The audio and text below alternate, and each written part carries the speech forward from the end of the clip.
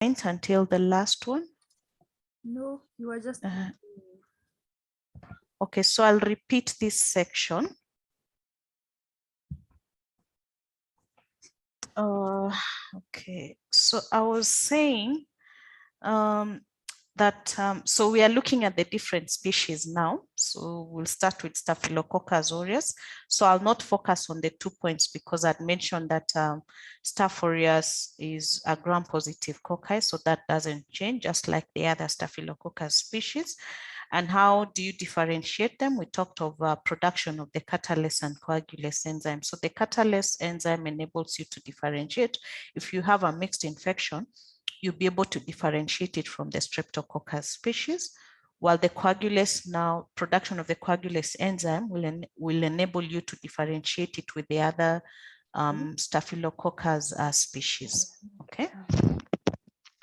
So I also talked about that Staphylococcus aureus being a normal flora, and it has been approximated that 30% of healthy human population are actually carriers of Staphylococcus aureus. So you'll find that majority individuals will carry this either in their skin or even the mucosal membrane, but predominantly in the nasal passage. And therefore, population with high rates, including mostly the healthcare workers or even the immunocompromised individuals or patients who've been hospitalized for a long period of time, become now the reservoirs of Staphylococcus aureus.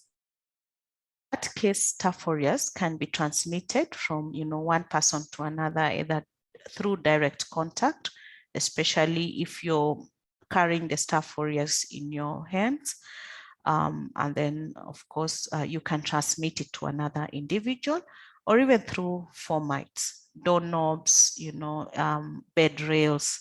If it's you're using a desktop, maybe a mouse and all that, okay? So all those can be reservoirs of Staphylococcus aureus.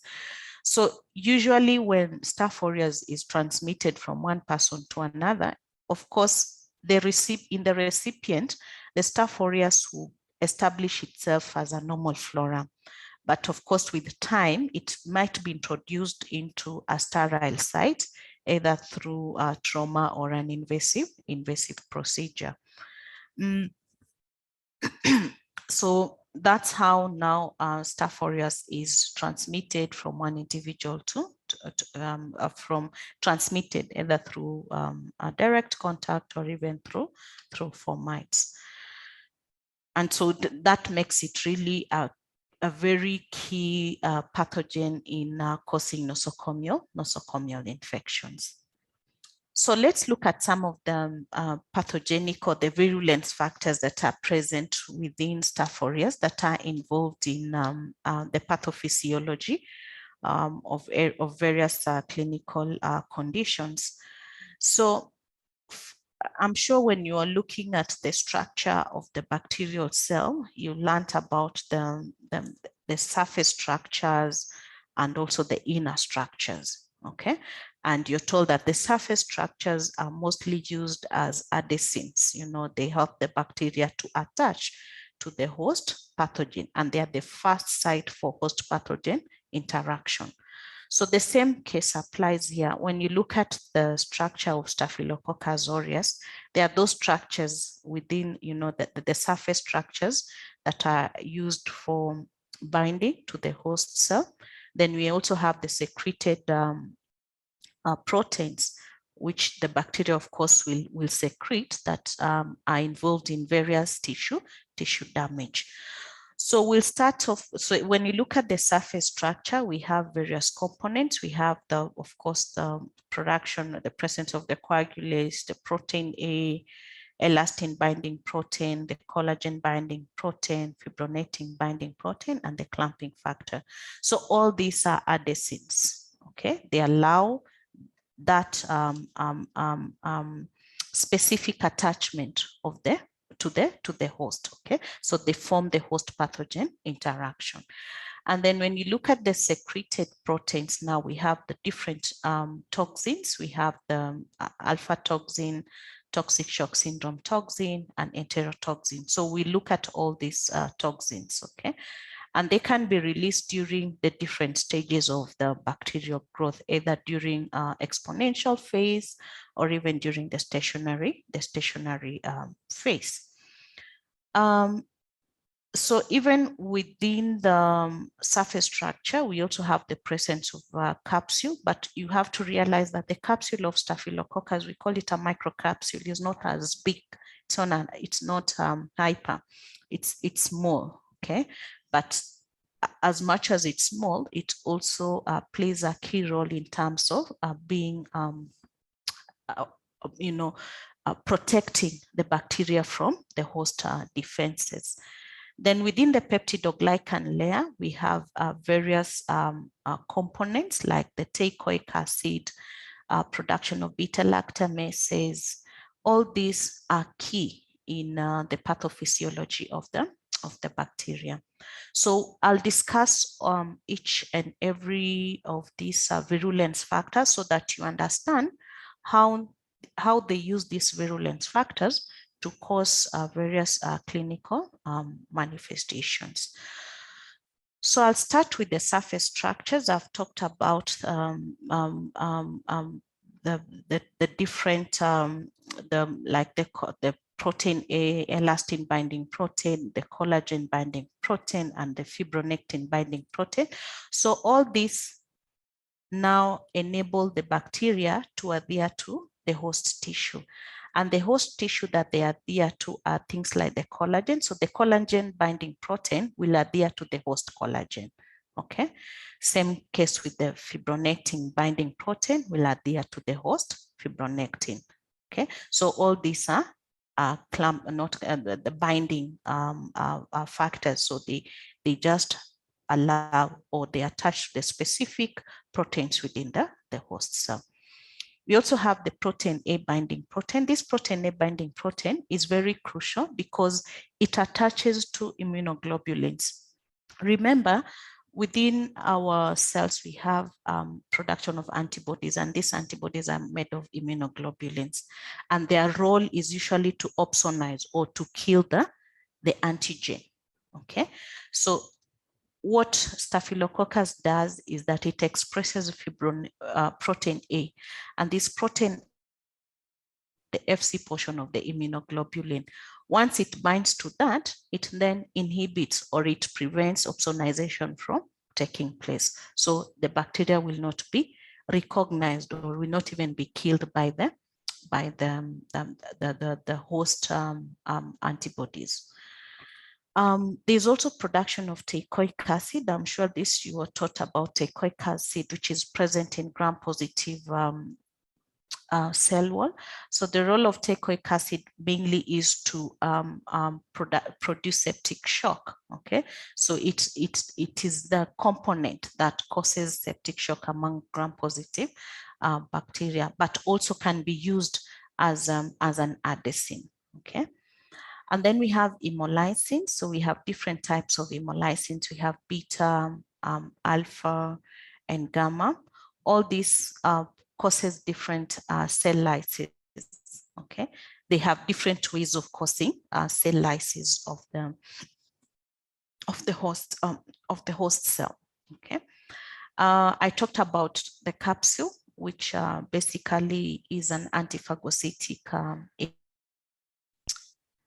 The other is production of enzymes. So these enzymes can be secreted by the bacteria, or they can even be found as precursors during the production of different structures. So like the coagulase enzyme, which we saw in this structure, is part of the surface protein. So the coagulase enzyme, what it does is that it usually works by clotting plasma. And when it does this, remember when it clots the plasma, what happens is that the bacteria will hide inside the clotted plasma. And when it does so, the phagocytic cells will not be able to recognize that, you know, the clotted plasma has a foreign particle inside it. Okay, so in other words, it will then interfere with phagocytosis from taking place, and being in that state where the pathogen has been is hidden within the clotted plasma, it can be, you know, disseminated to various sites without even the body recognizing that there is a foreign a particle or agent within the clotted plasma. So it's also called a spreading factor because now it will allow the pathogen to spread to other tissues. Another is the production of hemolysins. So hemolysins, basically they lyse the red blood cells. Same case with leukocidins, they also kill the leukocytes, and they do this by usually forming pores within the cell membrane. So when they form the pores within the cell membrane, remember the cell membrane is a semi-permeable membrane. So it's the one that, you know, controls what goes in and what goes out of the cell. So when pores are generated within the cell membrane, it means that the osmotic stability of the cell membrane is lost. So anything can go in or go out of the cell. So in other words, it just contributes to autolysis. The other is production of lipase enzyme. So lipase, this it will produce especially when it gets to sites that have a lot of fatty acids. So when it gets to a site where it has fatty acids, it produces the lipase now to break down the fatty acid. Once the fatty acid has been broken down, then the pathogen can easily disseminate into the tissues. The other is what I didn't mention in the previous slide is that coagulase enzyme has to be produced with fibrinolysin, because remember the pathogen that is hidden within the clotted plasma will not stay in that state forever. So it has to produce this fibrinolysin now, which will come and digest the clotted plasma and then release now the bacteria too, especially when it gets now to the site of infection. So it will break down the clotted plasma and release the pathogen. Then the pathogen is now able to cause an infection. So the coagulase enzyme has to be produced together with fibrinolysin, so that this fibrinolysin now will digest the fibrin, which is the clotted plasma. Oh, so the other virulence factors, we have hyaluronidase. So what hyaluronidase does is that it hydrolyzes hyaluronic acid. So the main role of hyaluronic acid is usually to attach, you know, to attach tissues together. I'm sure some of you use a lot of these, the ladies, you use a lot of, what do you call them? These face products. When you look at the face product, it usually has some component of hyaluronic. It could be an acid or something component. So that acid is just to ferment, you know, to ferment the tissue. Okay. So when you have a bacteria producing this acid, hyaluronidase, it's going to digest or destroy this hyaluronic acid.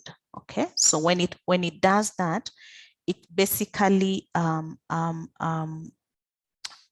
what's the word to use? It detaches, you know, the tissue now starts detaching. And when the tissue detaches, it creates like, you know, pathway where the bacteria can easily do what? Maneuver, you know? So it can easily maneuver and then spread into tissue, because already that firmness of the tissue has been lost, okay, or has been compromised. We also have the production of beta-lactamase. Can someone tell me about the beta-lactamase enzyme? Yes. Beta-lactamase enzyme.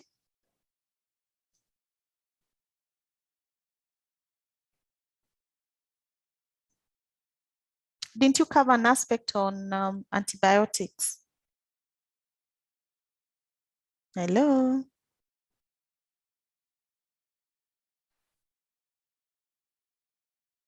Did you cover an aspect of antibiotics?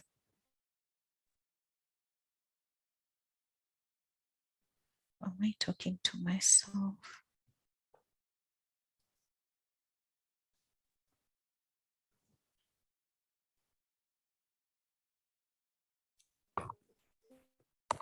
Yes, we did.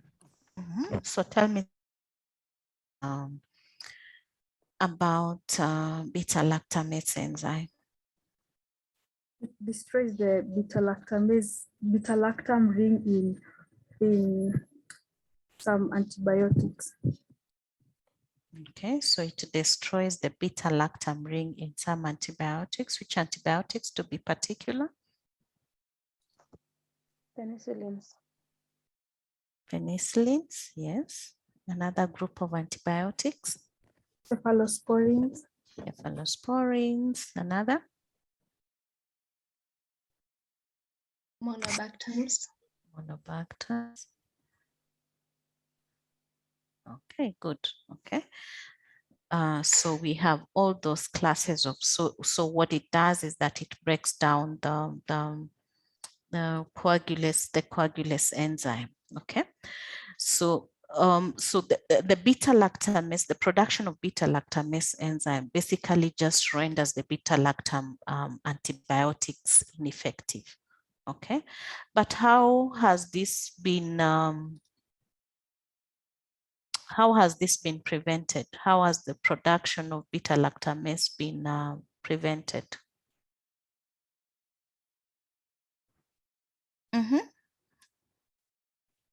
Back to you guys. How has this been prevented, or how has it been dealt with? We have beta-lactamase inhibitors. Great. So we have beta-lactamase inhibitors. Examples? Augmentin. Augmentin is a beta-lactamase inhibitor. Clavulanic acid. Yes, we have clavulanic acid. Another? Tazobactam. Tazobactam. Potassium clavinate. So augmentin is what? It's a mixture of potassium clavinate and amoxicillin. Amoxicillin plus clavulanic acid, isn't it? Okay. So it's already now the beta-lactam that has the beta-lactamase inhibitor. Okay, so that's augmentin. So augmentin is not a beta-lactamase, but it is beta-lactam. Sorry about that. So it is a combination of the antibiotic plus the beta-lactamase inhibitor. Okay, great. And then we have the ability to form biofilms. What are biofilms? Have you covered biofilms initially? Did you cover biofilms? Yes, no? No. No, okay. So biofilms are basically like, an aggregate of microorganisms. And I'll give an example. You've seen people who don't clean their teeth, right? For those people, what usually, you will see this pile of like microorganisms plus food plus many other things, so that layer is what we call a biofilm.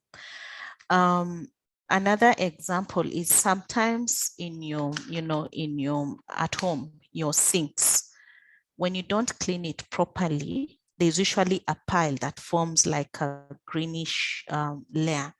That is also a biofilm because it's an aggregate of like pathogens that are aquatic that form a layer. So that again is a biofilm. So staphylococcus has an ability to form biofilms, especially in abiotic surfaces of indwelling devices like catheters, like artificial heart valves, because they are, they are plastic materials. So it makes it easy now for the pathogen to form a gel-like substance on them, on those surfaces. Okay, so that pile of, or that aggregated layer is what we call a biofilm. So this biofilm usually acts as an evading mechanism, because it enables the organisms now to evade the host defenses, because that layer that it forms, whether in abiotic surfaces or even in indwelling devices, will not be recognized by the host cell. And the other thing is that it's usually quite resistant to antibiotics. So because the antibiotic will not be able to get to the site of an infection, because you can imagine if you have a biofilm that has already blocked a catheter and you're busy, injecting this person with an antibiotic, so since the tube is already blocked, the antibiotic will not be able to get access to the site of infection. Biofilms are very quite hard to eliminate in hospital setups. And so what manufacturers are doing is now they are developing devices that are quite hard for biofilms to form in them. And then we have what we call small colony variant. So small colony variant is like a community. Remember, these pathogens live in a community. They don't stay like segregated. They live in a community. So the Staph aureus can also form a small colony variant, and this colony variant tend to protect themselves from the host defenses. And when this happens, they can even hide within the host tissues. And when they hide within the host tissue, they can contribute to what we call either recurrent infection or even persistent infection. So both biofilms and the small colony variants have that ability to form persistent or recurrent infection, because they wait for you. If you're given, let's say, dose for 5 days and all that, you finish all the dose and what have you, stay for a short period of time, and then the infection reoccurs again. Okay. And the small colony ability of the organism to form small colony variants. The other virulence factor is the chemotaxis inhibitory protein. So remember, when you get an infection, what happens is that the neutrophils usually move to the site of infection. Okay, and you know what the roles of neutrophils? We say that the neutrophils usually opsonize, or they kill the pathogen. But now with the chemotaxis inhibitory protein, when staph secretes this protein, it usually interferes with that movement, or the chemotaxis of the neutrophils to the site of infection. Okay, so they are preventing the neutrophils from moving to the site of infection and countering the invading pathogen. So that is the role of the chemotaxis inhibitory protein. There's someone who's not muted. Rangira, is that Rangira? Rangira, natupea story gani hiyo? Please mute. Okay, and then the other is production of toxins. So like I'd said, toxins are involved in various tissue damage, and we have different types of toxins that are produced by staphylococcus aureus. We have the enterotoxin. So enterotoxin is the one responsible for food poisoning. Okay, and then we have the toxic shock syndrome toxin, which has several systematic effects, including fever. A patient will present with fever, desquamation. So you'll see the desquamation of the skin. You'll also have hypotension sometimes, which of course, will lead to to shock and if not treated would of course lead to death. And then we have the epidermolytic toxin. So epidermolytic toxin causes what we call staphylococcal scalded skin syndrome, which usually causes the slogging of the skin, especially in neonates, So you'll see that the neonates are born with, skin peeling off. But of course, they have to present with other systematic effects like fever and etc. Okay. But what I want you to note is that the enterotoxin and the toxic shock syndrome are regarded as super antigens. Okay, because the super antigens is like, an antigen generally is supposed to cause that normal stimulation of antibodies. Antigen causes overproduction of or overstimulation of antibodies. Okay, so that's with the super antigen. So super antigens are enterotoxin and toxic shock, the toxic shock syndrome. So this here is a summary of all those virulence factors I've talked about and their role. So I'll forget about the genes. This is not for your level. And so your level, you just need to understand what type or these types of virulence factors, the ones that are involved in attachment, the ones that are involved in persistent evasion, tissue invasion, and also toxin mediated, the ones that are involved in toxin mediated diseases. So know these virulent, the types, know the specific one, if it is an fibronectin binding protein, is it involved in attachment or persistence? Okay, so and what kind of clinical syndromes they are associated with. Okay, so that is what this is a summary, but it's good also to note. So forget about the genes. That's not for your level. Okay, do you have any questions to that point before I move on to the next thing? Any questions to that point? Okay, great. So silence means there's no question.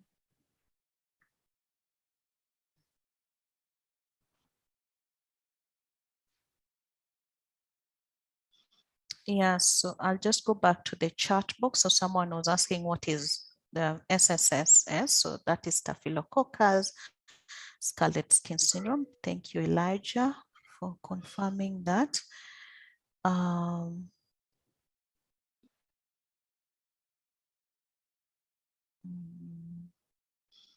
So someone is saying you need a break.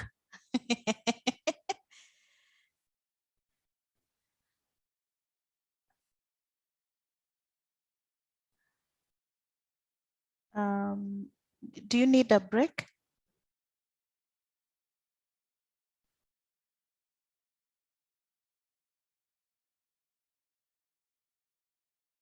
No.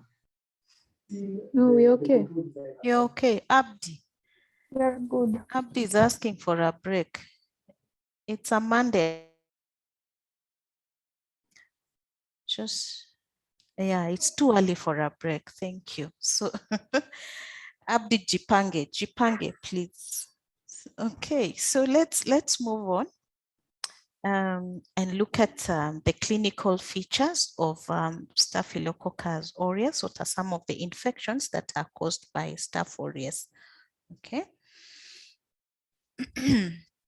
So we've looked at the virulence factors, the toxins, the enzymes, of course, that mediate the tissue invasion and even survival of this bacteria within the host tissue at the site of infection.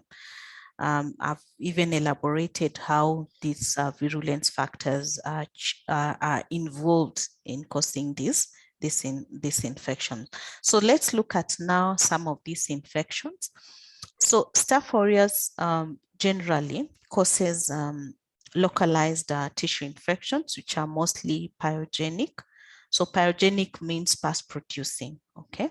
And they can also cause toxin-mediated diseases. The toxin-mediated diseases are the ones mediated by the toxins we've just talked about, the super antigens, and also the scalded, the exfoliative toxin, okay? So for the localized tissue or localized skin infections, we have infections like impetigo. We also have the pharyngeals or the boil, which usually, of course, involve the infection of the hair follicle. And when, of course, when you have more hair follicles involved, we call it carbuncles. But when it's just one hair follicle involved, we call it a pharyngeal or a boil. But when there are more, they're called carbuncles when there are more hair follicles involved. We also have folliculitis and the common styes, which is the eyelid infections. So all this, you realize they have pus in them, all the skin infections. And then if, of course, you have a deeper tissue invasion, you can have infections like septicemia. What's the difference between septicemia and bacteremia? What's the difference, anyone? Difference between septicemia and bacteremia? I can try one. Yes, Jackie.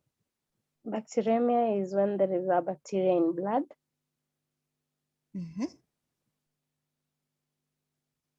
Yes, and septicemia.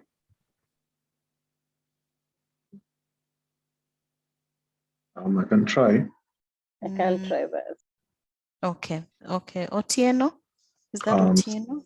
Yeah. So, septicemia is the presence of multiplication of bacteria in the blood. Multiplication of the bacteria in blood. So for bacteremia, there is no multiplication. Anyone else who can give it a try? Thanks, Otieno. Thanks, Jackie. Any other? Yeah, I'd like to give it a try.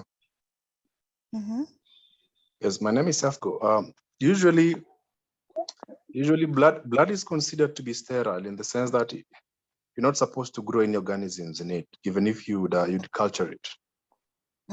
So when you're talking about bacteremia, is when you have blood has invaded the bloodstream.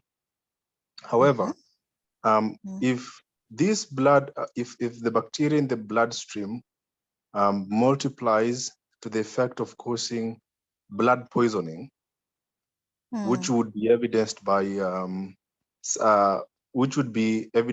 let's say tachycardia, fever, so on and so forth, with a positive blood culture of bacteria, that would be called septicemia.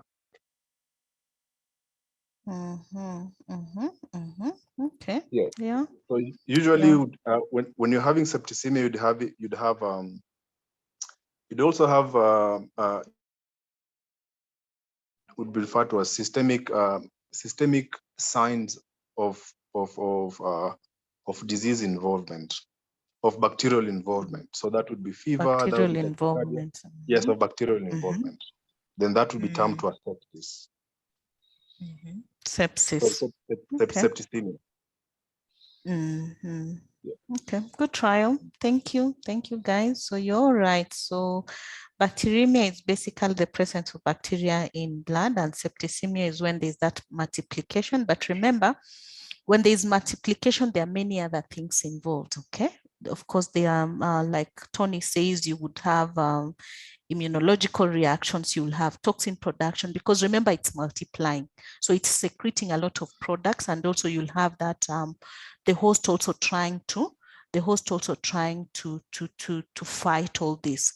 So and a lot of immunological reactions will also be taking place. Okay, good. So We've discussed septicemia, and then you would also have endocarditis, especially like I'd said, in patients who have artificial indwelling devices, arthritis, but the most important one is post-surgical wound infection.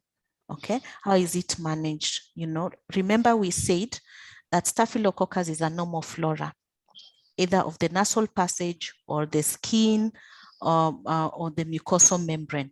And because it's a normal flora, it can easily contaminate an open wound, you know, through an invasive, even through the invasive procedure. If you do not sterilize the skin properly, the pathogen can easily get into the wound, you know, or that part of the skin that has been opened. Okay, so what you really need to take note are post-surgical wound infections. Staphylococcus aureus is the most isolated pathogen in some of these wounds. That's why you see after a surgical procedure, if the wound is not managed, it becomes what? Septic, isn't it? Start oozing pus. And the most important culprit is Staphylococcus aureus, which could have been which could infect the wound or contaminate the wound, either from the patient himself or even the healthcare worker who's handling that wound. Okay, so that's one thing you really need to take note of. I talked of the toxin-mediated disease. We have the gastroenteritis, of course, and this is mostly caused by the enterotoxin. So remember, what staph would do is that it will produce the toxin in the food. So what you will consume is the preformed toxin. That's what I need you to understand.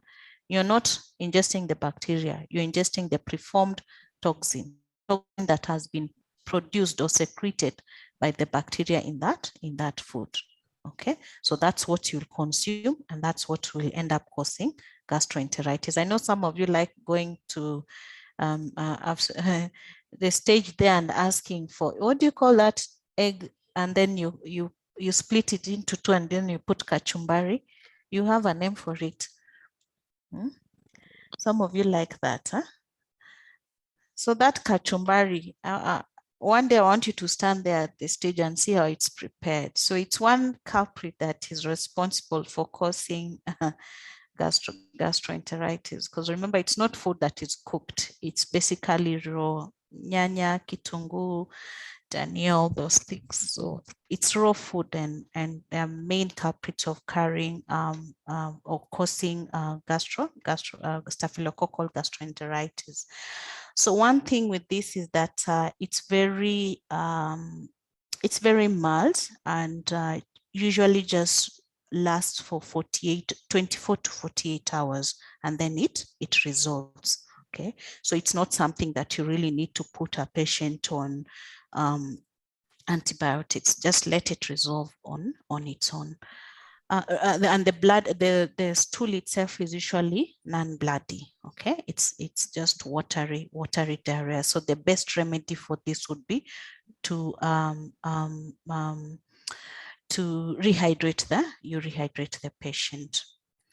And then we have the toxic shock syndrome. I said it's mostly caused by the toxic shock syndrome toxin, which is the enterotoxin. We have different enterotoxins, so enterotoxin E. And like I'd say, the patient will present with systematic effects like fever, disquamation. So it usually just starts with a skin rash, erythematous skin rash and fever. And then like after 2 weeks, now this rash will disquamate. Okay, so it will disquamate. And of course, if not treated at that point, the patient might then get to hypotension, which of course can lead to shock and death. For toxic shock syndrome, what I need to emphasize with toxic shock syndrome, you can have the menstrual cases and non-menstrual cases. The menstrual cases will occur mostly in patients who are, individuals who use tampons. Okay, so how was the tampon inserted? How long do you let it stay? And how frequently do you change your tampon? All that could be contributing factors. For the non-menstrual toxic shock syndrome would occur especially in patients who have like ear inserts or the nasal inserts. How was that ear or nasal insert put? How long does it stay in an individual, and things like that. And then for the scalded skin syndrome, that's the staphylococcal scalded skin syndrome. Remember, we also have streptococcal. So that's why I have to emphasize this is staphylococcal scalded skin syndrome. So this is mediated by the exfoliative toxin. So this toxin usually attaches to a protein on the skin. So when it attaches to the protein on the skin, it's what now causes that that's logging off of the skin, the layer of the skin. So the patient, of course, will present with the large erythematous rash and fever, which then will desquamate after some time. And this is quite common in neonates, okay, so the newborns, and also in adults who have renal failure. Reason why I'm saying renal failure is because the toxin is supposedly excreted in urine. But when you have a patient with renal failure, it means that the toxin will be retained in the body. And when it's retained in the body, it then, of course, causes the characteristic effects. So this is a summary again. So remember, I've summarized the virulence factors, and then I've also given a summary of the infections caused by Staph aureus and how they present. Okay, the superficial infections, the deep infection, and the other extra infections like toxin-mediated diseases. So do you have any questions to that point before we look at lab diagnosis? Yes, I have a question. Yes. For when someone consumes a food which has the preformed enterotoxin, or they will present with diarrhea. But now when you're in probably they visit a healthcare place or visit a medical professional, how do you strike a balance on when to give the antibiotic and when not to give? Because most of them will present with diarrhea and most of the patients will go to the hospital. But now, some of them, when they are not put on antibiotics, they end up getting admitted because of the septic, that accumulation of toxins in the body. When do you strike a balance when to give antibiotics and when not to give? So that was who again? Sorry, I didn't get your name. Jacqueline. Jackie. So the severity is what will help you now decide whether to put the patient on antibiotic or not. The severity of the diarrhea. This is just watery diarrhea, and you also look at, you take the history. What did you take? What? So of course, from the history, you would know what could have probably stimulated the diarrhea. So if it is just the toxin, then put the patient on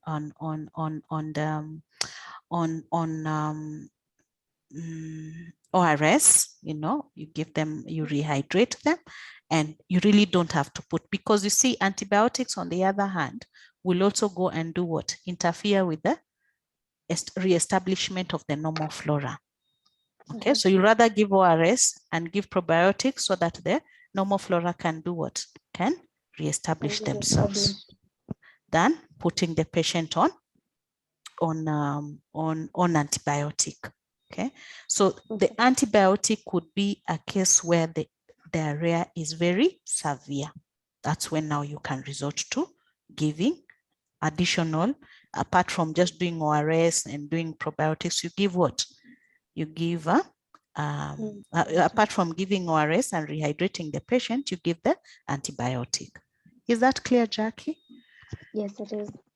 The severity. Oh, I've gotten you call it Mayai Pasua. Now I know.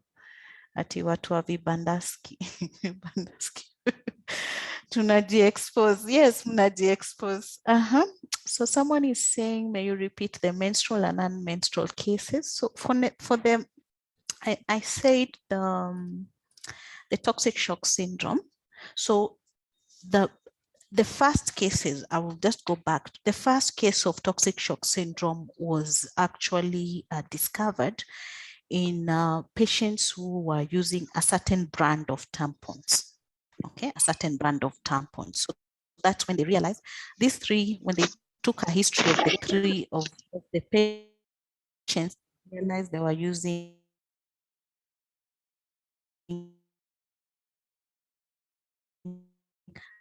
so that's where now there was a split. Apart from just the menstrual cases, can you have also non-menstrual cases who develop toxic shock syndrome? And this was noted in patients who use inserts, like you put an insert, and sometimes that's why we say when you need to be giving your patients instructions. Stay with this insert for this period of time and then remove or keep changing. Yeah. So when you don't tell them that, they would just assume I'm supposed to stay with this thing for this period of time and then go back and have it removed. So you can have such cases now, the non-menstrual cases of toxic shock syndrome. For the menstrual cases are now the group of individuals who use what? Tampons. How do they insert it? How long do they stay with the tampon and all that? All those are contributing factors to toxic shock syndrome.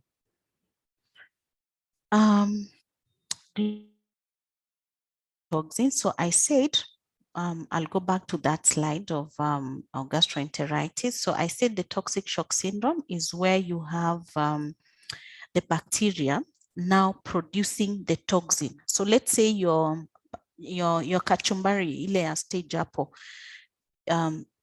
is contaminated with staphylococcus aureus. So what staphylococcus will do, because of that now environment that enables its proliferation, it will secrete the toxin, the enterotoxin.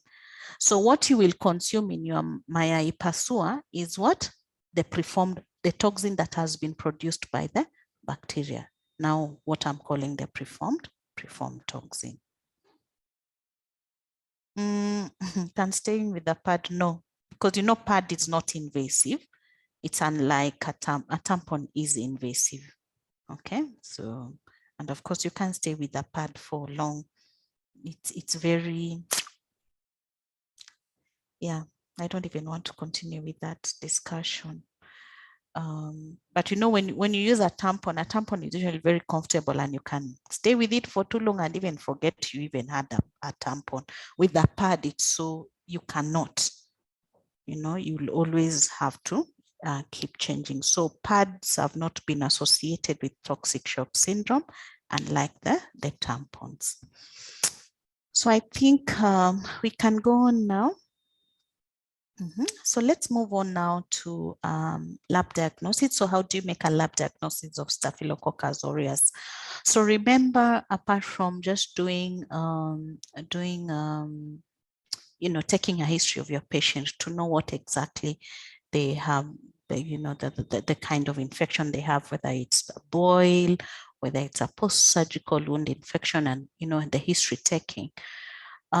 Before you really collect your specimen for lab diagnosis, all those things have to be taken into account, because now that will inform what kind of infection are you suspecting, what kind of specimen should you collect.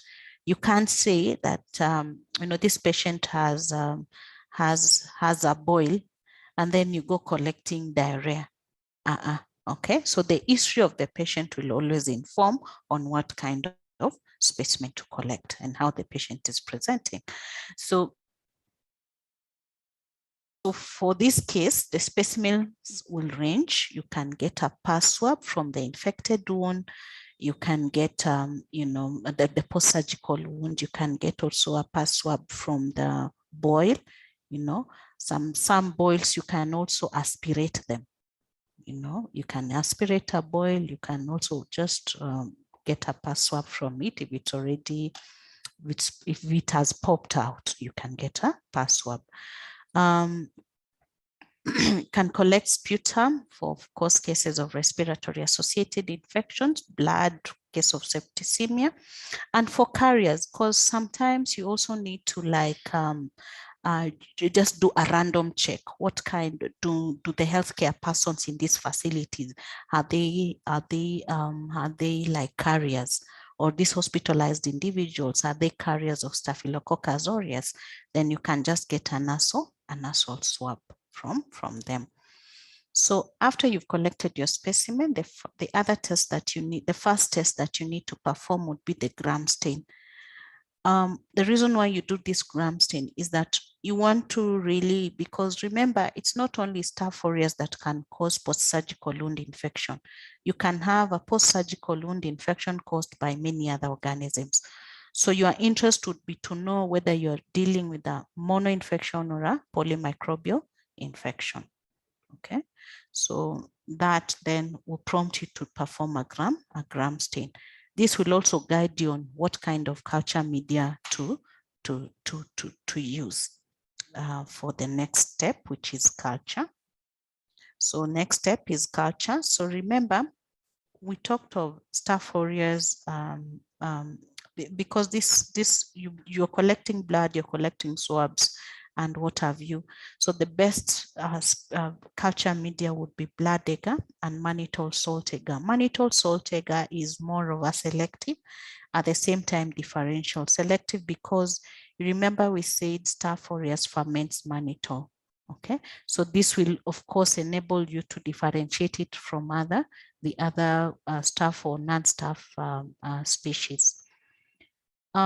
Growth condition, really not anything striking, just put at 37 degrees centigrade for 12 to 18 hours in presence of air. So it doesn't require any special condition for growth. So after the 18 hours or the 12 hours, what do you expect to see? So after the 18 hours or 12 hours, the next thing you need to do is do a colonial morphology. Colonial morphology means now check what has grown on that culture plate and then describe it. You know, if it grew on blood agar, what do you expect to see? We say that Staph aureus produces hemolysins that lyse the red blood cells. So you'll expect to see what? Some lysis of the RBCs. So that is what you'd expect to see. On mannitol salt agar, we say that it ferments mannitol. So what do you expect to see? When it ferments mannitol, what does it produce? It will produce acid. And of course, the media has been designed in such a way that you're able to detect from the mannitol fermentation. So the acid will be detected by presence of yellow colonies because it has an indicator. So that indicator will show you that there's production of an acid. Okay, so this is what we call colonial morphology. Sometimes you can go deeper and check the size and check whether they are shiny, are they dry, and etc. Okay, but for a case where you're dealing with already known, or you know from your presumptive diagnosis, you think that it is Staph aureus, then this is what you'll expect to see. So usually for microbiology cases, once you've done your colonial morphology, the next step will be to do another gram stain, you know, from now what has grown. Remember the first gram stain was just from the specimen, what has not grown. But here you want now to do another gram stain. So remember you'll have to include another gram stain here. Sorry about that. So this gram stain will be now from your cultures, okay? So take note of that. So do another gram stain now from your culture, just to confirm that what you saw from your initial culture is what you are also seeing here. Oh, sorry.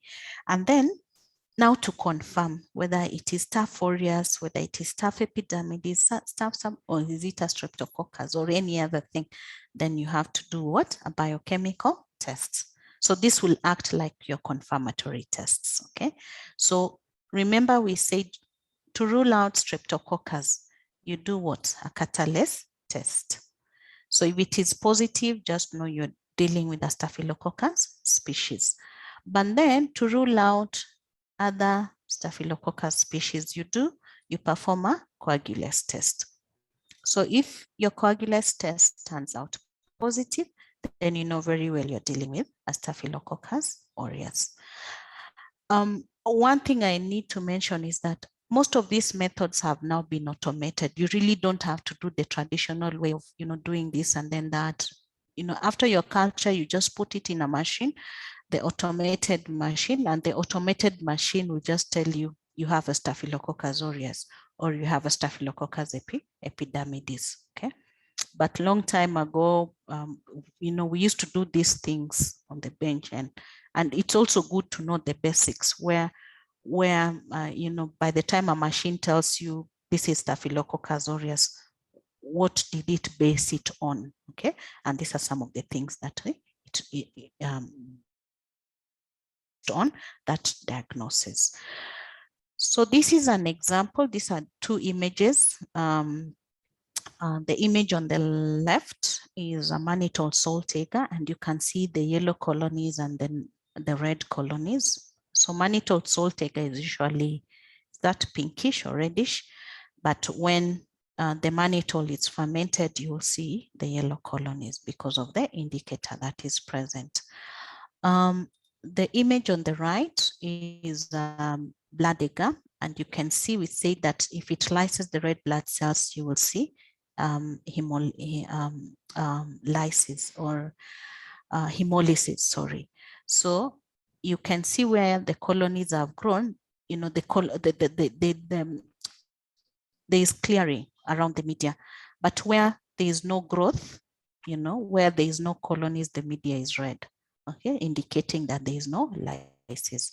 So this is a clear indication that you are dealing with the beta hemolytic colony because of how it has lysed the agar. So lastly is on treatment of Staphylococcus aureus.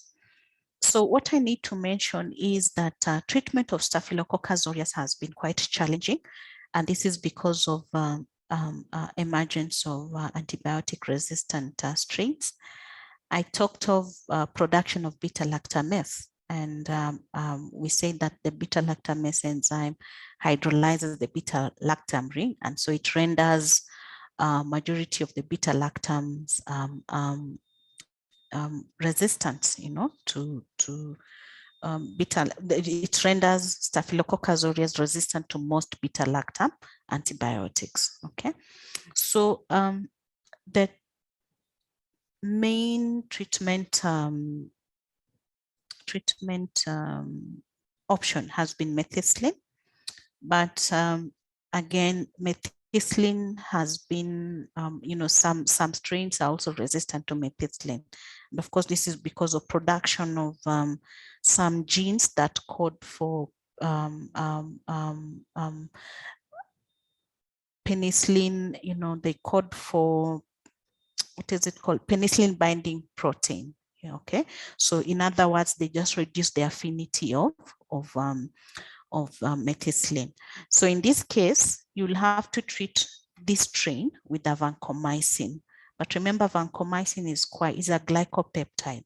It's a large molecule, and it's usually a last resort for methicillin-resistant Staphylococcus aureus. Okay, so you can use vancomycin.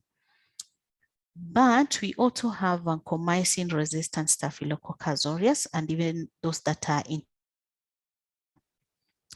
So for this case, then, if you have this kind of strains, use a linezolid. Okay, remember vancomycin being a glycopeptide is usually very selective for gram-positive organisms. Okay, because it cannot penetrate the outer membrane of gram-negative organisms. Okay, so that's where I said it's usually a last resort for MRSA. Okay, for people who are just carriers of Staphylococcus aureus, you can give them mupirocin as a prophylactic antibiotic. So if we go to Kenyatta, let's say, and sample, and we see that the healthcare workers are carriers of the methicillin Staphylococcus aureus, for example, I'll just give them mupirocin to either, and if we did this, let's say, from their hands, then you can give them mupirocin as a topical an application. Okay. So that is with the Staphylococcus aureus. Any questions before we move on to the cons? Any questions before we move to the cons?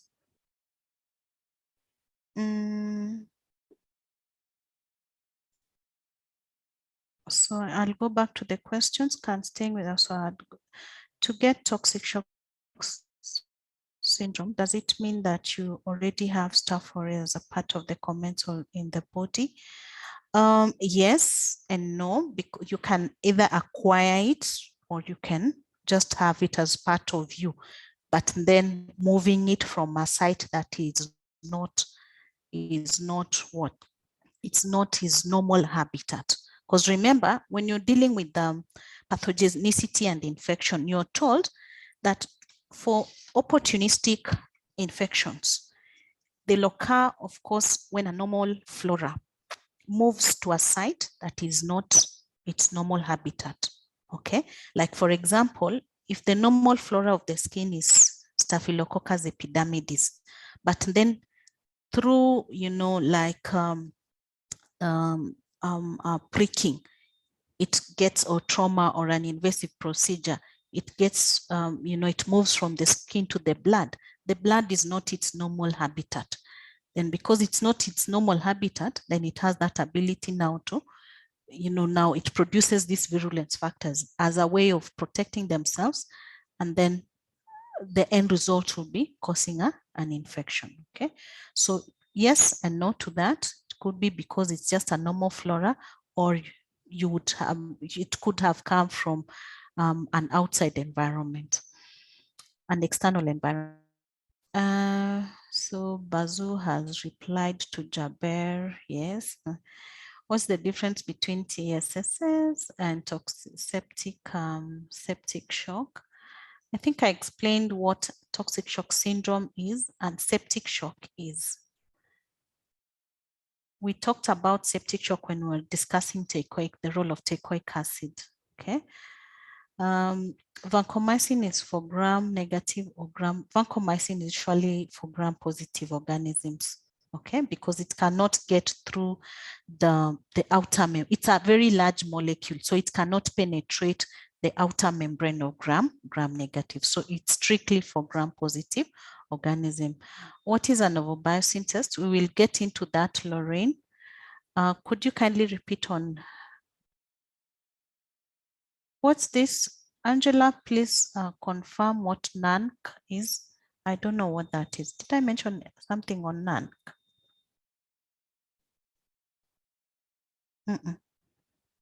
Please, Angela, confirm that. Sorry. And then could you kindly repeat what's the reason why vancomycin is a last resort? It's a glycopeptide, a large molecule. Yes. Could you kindly repeat on the vancomycin resistant Staph aureus? Can you please repeat the previous slide? Okay, Sawa. So I'm going to repeat this slide, okay? Because majority of you are asking about vancomycin and MRSA. So I said that treatment of Staphylococcus aureus has become quite a challenge, and this is because of the product. We talked about beta-lactamase enzyme, okay? So because of that, you'd find that there's been a lot of evolution in terms of treatment and new antibiotics being designed to counter resistant strains of Staphylococcus aureus. So initially, because of resistance to penicillin, they produce antibiotic called methicillin. Okay, so this methicillin was supposed to counter now the penicillin-resistant Staphylococcus aureus. But then we have strains that are already resistant to methicillin, okay, and all the other penicillins. So those ones we call them methicillin-resistant Staphylococcus aureus, and of course there are ways using MICs.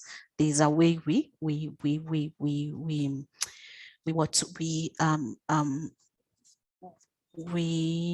define it, you know, based on the MIC. So this methicillin-resistant Staphylococcus aureus is usually, when you have it, you would treat with the vancomycin, okay? And like I said, this vancomycin is a last resort. If it cannot respond to vancomycin, then there is no other antibiotic it's going to respond to. That's why I'm saying it's a last resort for methicillin-resistant Staphylococcus aureus. Okay, so for the vancomycin-resistant Staphylococcus aureus, when you have that strain, you treat with the linezolid. Okay, so you'll use linezolid to treat vancomycin-resistant Staphylococcus aureus. So I think someone was asking, why is it a last resort? Because there is no other drug to treat. It is usually reserved. Vancomycin is not just given haphazardly. It's reserved for cases where you have a methicillin-resistant Staphylococcus aureus. That's when now you'll give a vancomycin. I think that covers. Could you repeat on vancomycin? Yeah, okay. So I'll move on to the next thing, which are the cons.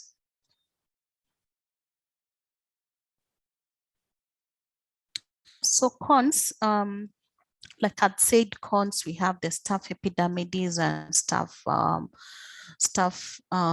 Staphylococcus epidermidis and Staphylococcus saprophyticus. So these are just their general characteristics.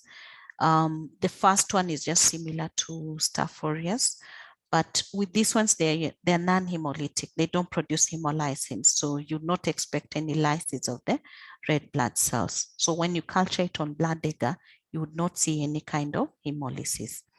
I talked about production of catalase enzyme, which is common for all Staphylococcus, but for the cons, they are coagulase negative. Okay, and of course that differentiates it with the Staph aureus. They also don't ferment mannitol, and they're really resistant to polymyxin B. Polymyxin B, I'm sure you're told, it's a drug that targets the cell membrane. So Staph aureus, the cons are usually resistant to polymyxin B. Okay, so you have to think of another drug that would target it. To differentiate now Staphylococcus epidermidis from Staphylococcus saprophyticus, you use novobiocin. So novobiocin is an antibiotic. Okay, so novobiocin will help you to differentiate Staph epidermidis from Staph saprophyticus. Epidermidis is usually sensitive to novobiocin, but saprophyticus is naturally resistant to novobiocin, and that's why you would use it as a way of differentiating those two organisms. Is that clear? Someone was asking about novobiocin. So novobiocin is an antibiotic that is used to differentiate Staph epidermidis from Staph saprophyticus. Epidermidis is susceptible, while saprophyticus is naturally resistant to. I think that's clear. So let's look at Staph epidermidis. So Staph epidermidis, it's also called an accidental pathogen. And the reason for this is because it's a colonizer of the skin, and it can accidentally just get into the internal organs, okay? And contaminate or even contaminate devices, you know, the indwelling devices during an insertion process, like the IV catheters. So it can contaminate the IV catheter when you're inserting it, and then of course it ends up getting into the blood. Okay, so it's usually a frequent cause of nosocomial infections. You know, nosocomial infections are infections that are acquired during hospitalization period. Okay, so there's a period during hospitalization period. If you acquire an infection from the hospital, then we call it a nosocomial infection. So one thing with Staphylococcus epidermidis is that it usually produces glycocalyx. You know, the glycocalyx is usually jelly-like. And this jelly-like substance enables it now to adhere to the indwelling devices. Okay, it could be the urinary catheters, could be the CSF shunts, could be the artificial heart valves. So it enables it to adhere. And now when they are there now, it helps it to form what? Biofilms, okay? So that the adhesive matrix molecules that we talked about when we were looking at Staph aureus is what now enables the Staph epidermidis to attach to these devices. And I think I mentioned why biofilms are very critical, because they cause either persistent of infection or recurrent infection, and they prevent the entry of antibiotics to the site of infection. So in that case, Staph aureus is a major culprit in causing carditis, especially in patients who have artificial heart valves. It could also cause bacteremia, especially for patients who are on IV catheters, sepsis, and also peritonitis, especially in patients who undergo peritoneal dialysis. Because remember, all those are tubes, plastic, biotic substances or materials. So epidermidis can easily form biofilms in them. One thing with epidermidis is that it's highly resistant to antibiotics. Again, this is because of production of beta-lactamase enzyme. Okay, because like I said, it expresses the MEK8 gene that is quite crucial for resistance to methicillin, and because of that, it reduces affinity to methicillin. So for treatment, you probably use vancomycin plus rifampin. This is a combined therapy. But this may not be like if you have a patient who has a biofilm, and they have you're giving vancomycin, it may not really be effective because the biofilm will reduce the activity of vancomycin. Okay, so you have to think of other mechanisms of dealing with that. The other thing I also need to mention is that rifampin is usually a last resort for, is a reserve, not a last resort, but a reserve drug for TB. Okay, so you'd find sometimes clinicians may not use it, but would use an aminoglycoside instead, would combine a vancomycin plus an aminoglycoside because of that. But most of the time they will still combine vancomycin and rifampin. Okay, so that is with Staph aureus, Staph epidermidis, sorry. Then with the Staph saprophyticus is also a normal habitat, but usually of the genitourinary tract. Okay, the skin just around the genital tract, you'll find a lot of Staphylococcus saprophyticus, and in that case, it's usually considered as a major cause of urinary tract infection, especially in ladies. Of course, that's because of our anatomy. They can easily be transferred to the urinary tract because of their proximity. And I think that's why they emphasize in sexually active young women, because the act in itself just, allows that movement to occur. Okay. So most infections are also hospital acquired. Apart from the UTI, you can also have hospital acquired infections due to Staphylococcus Staphylococcus saprophyticus, and this is because of, again, of their ability to form biofilms on abiotic surfaces, like the catheters and the IV line, the CSF shunts, and etc. So in that case, patients may present with other infections like endocarditis, bacteremia, meningitis, and peritonitis. So in case of the UTI, you can treat, and UTI can occur as either complicated or uncomplicated. Complicated would be because of use of artificial devices like urinary catheters. Okay, so whether complicated or uncomplicated, you might resort to using quinolones or even a combination of trimethoprim plus sulfamethoxazole. This is to treat UTI. But for the other nosocomial infections, then you can also do the combination of the vancomycin plus an aminoglycoside, or vancomycin plus what? Plus a rifampin. Okay.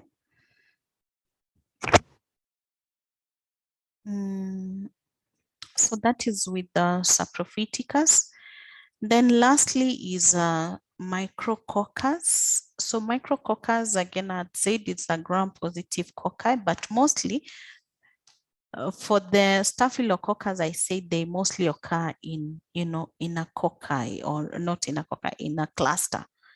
So this one, you'll find there are four cocci attached together, what we call the tetrads. Okay, that's how they appear.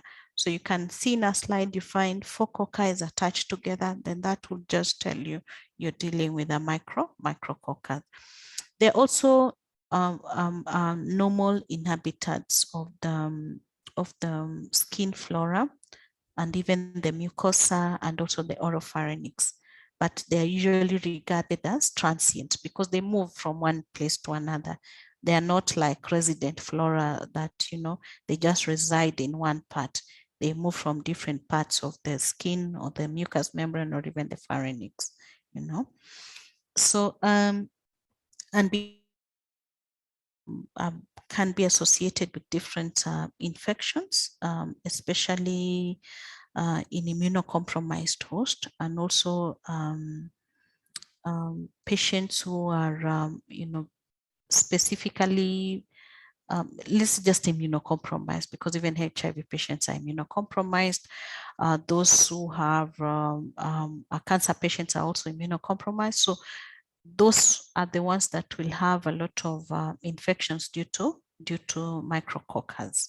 Okay, so you'd find maybe recurrent bacteremia occurring, pulmonary infections, especially because we said it's a normal flora of the oropharynx.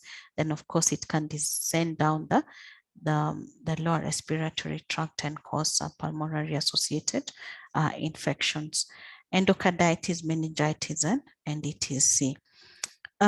So in most cases, there has been a lot of debate whether to consider micrococcus just as a normal flora or as a contaminant, or do you consider it as a true pathogen that would require, of course, therapeutic interventions? So there is really, there's no clear line on whether micrococcus, would you consider it as a normal flora or just as a contaminant, or will you consider it as a pathogen that will require therapeutic interventions? So I guess all that will trickle down to the kind of, if let's say you get a blood sample and what you're isolating, majority of it is micrococcus, then what decision are you going to make? So they always say if it's a blood sample, collect it again and then check. If you're still getting micrococcus, then you will consider it as a what? As a true pathogen. Then that's when maybe you can apply. You can use provide a treatment plan for that particular infection. So that is it with staphylococcus, unless you have any questions.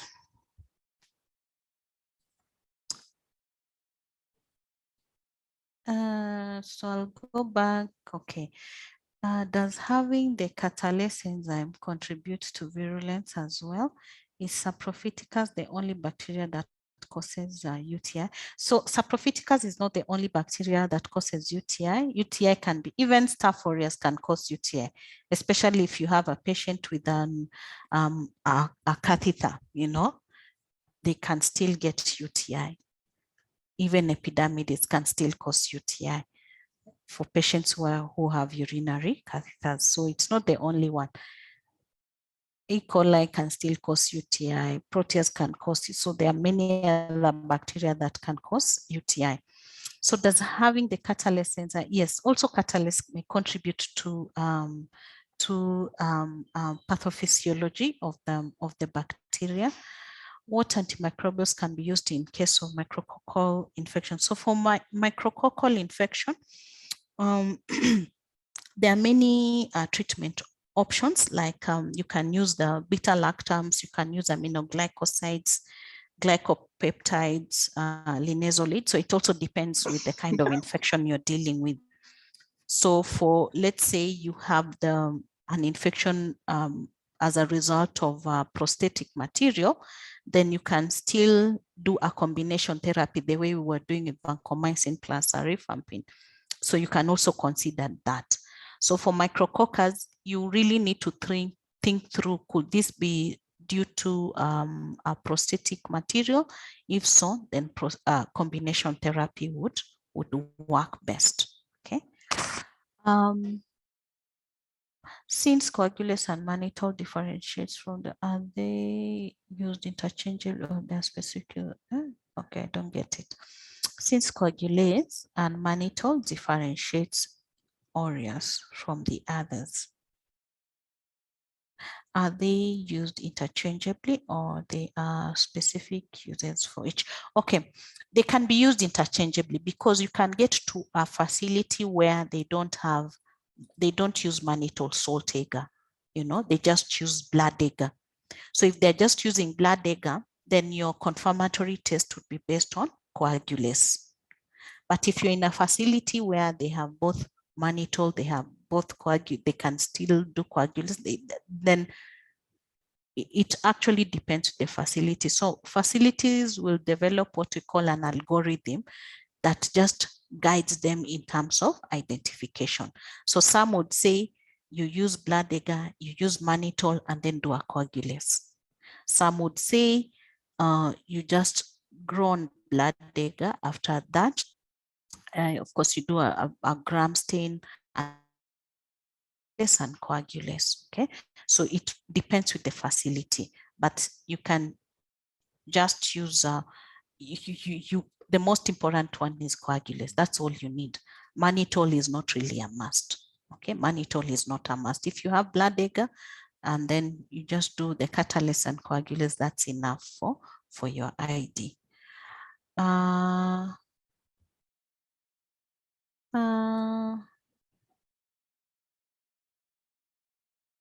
So I think I've covered the treatment option for micrococcus, but remember, all this is dependent on your antimicrobial susceptibility test.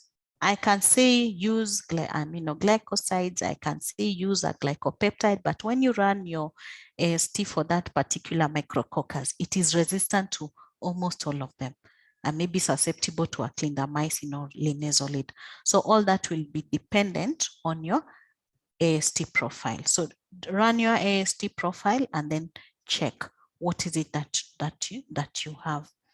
So is someone is asking, vancomycin is the last, what is linezolid? I said is for vancomycin resistant staphylococcus aureus, but vancomycin is the last resort for methicillin resistant staphylococcus. Remember, those are two different strains. You're dealing with a methicillin staphylococcus aureus, and then the other one you have a vancomycin resistant staphylococcus aureus. So vancomycin resistant staphylococcus aureus, you will use linezolid. But a methicillin resistant staphylococcus aureus, you'll use what? A vancomycin. How do you differentiate micrococcus from the two cons? All are catalase and coagulase negative. So there are many tests. You can use bacitracin test to differentiate the Oh, I didn't mention it here, so I will just write here. So you can use bacitracin. Okay, you can also use there's bacitracin. There is production of staphylococcus.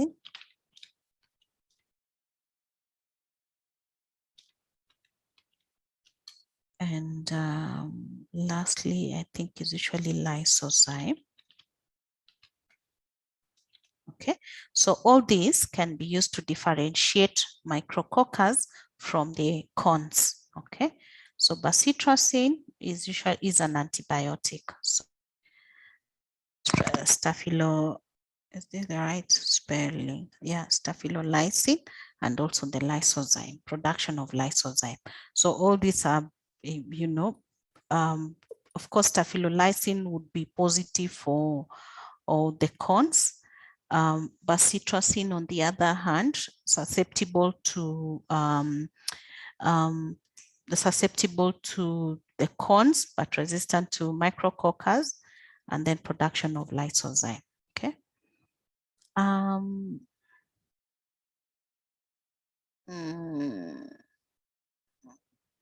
Okay, microscopy, tetracoccus. What is that? Oh yeah, and also the microscopy. So apart from just microscopy, you can do the other tests. Okay, thanks for that. Please repeat on novobiocin. So I said novobiocin is used to differentiate Staphylococcus epidermidis from Staphylococcus saprophyticus. Novobiocin, saprophyticus is resistant to novobiocin, while epidermidis is sensitive to novobiocin. I hope that is clear. So is resistant, yeah, okay. Excuse me, madam, I have a question. Yes. I missed something on micrococcus test. Does the micrococcus test positive for the 3 antibiotics? These 3 are not antibiotics. It's only bacitracin. Yes. That is an antibiotic. Huh? It is only what is it called? Bacitracin that is an antibiotic. So micrococcus is usually resistant to bacitracin. Okay. Staphylolysin is like just like what do you call it? Like an hemolysin that it will produce. Okay, so the micrococcus doesn't produce hemolysin. Okay. Okay. Is that clear? Yes. Yeah. So any other? So are we good now? So I will correct this last thing. I will include it, and then and also I think I also need to write something here on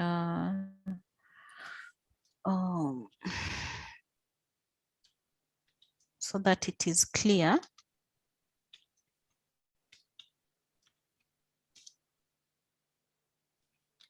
So I will correct this, and then I will email it to you. Is that okay? I'll email this presentation to you. Misawa? Yes. Or you're okay, you don't need them. Huh?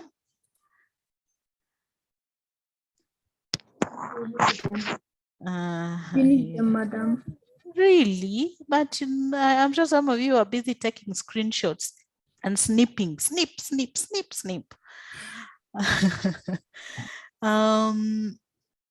Okay. We need which of the staphylococcus does not.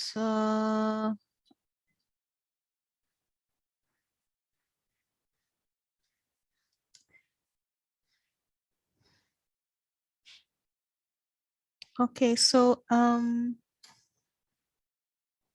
is it okay now? We can end the lecture.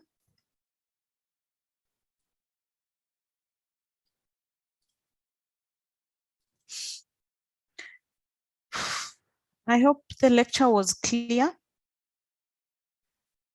Yes. It was, huh? Yes. In case you have any issues, you can always feel free to call me.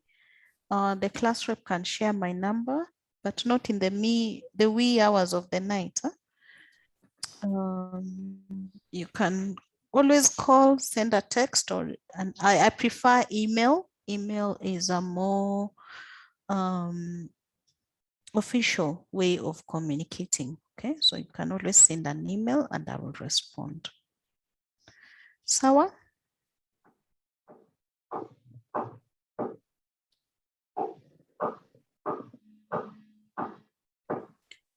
Yes. Okay. You can end the lecture now.